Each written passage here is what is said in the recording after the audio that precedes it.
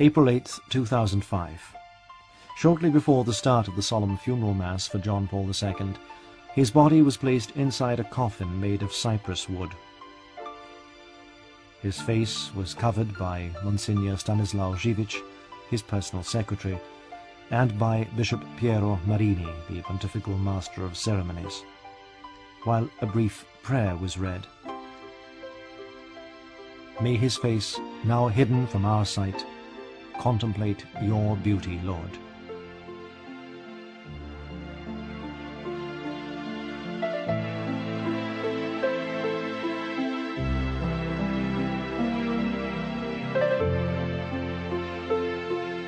Then a Latin text was read outlining his life and pontificate. The pontificate of John Paul II was one of the longest in the history of the Church. Many changes of various kinds were experienced during that time. They included the fall of several communist regimes, events to which he himself contributed. He undertook many trips to various nations in order to announce the gospel. His love for young people led him to create the World Youth Days, bringing together millions of young people from all over the world. He successfully promoted dialogue with Jews and with representatives of other religions, occasionally calling them to come together, especially in Assisi, to pray for peace.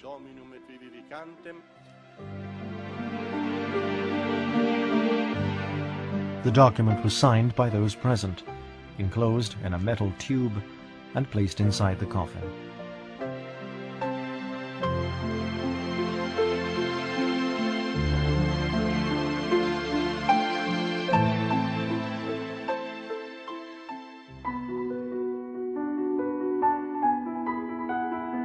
On the day of the funeral, the open space in front of St. Peter's looked like a meeting of the United Nations.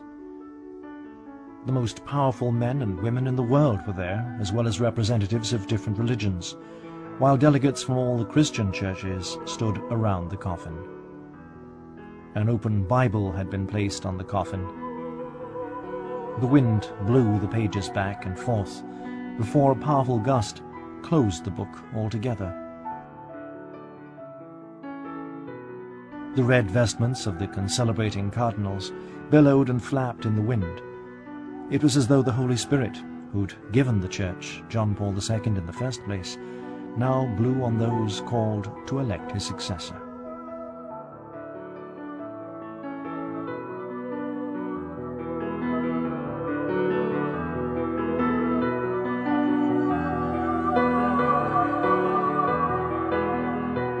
Presidents and former presidents of the United States of America found themselves beside leaders from Muslim countries.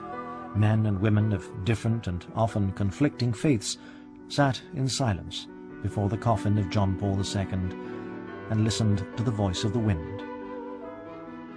It was a minor miracle that would have appealed to Karol Wojtyła. Over 300,000 people packed the square, while hundreds of millions more watched and listened on radios, television, and internet. The funeral mass was celebrated by 160 cardinals and was presided over by the Dean of the Sacred College, Joseph Ratzinger. A great silence fell over St. Peter's Square when Cardinal Ratzinger read his homily.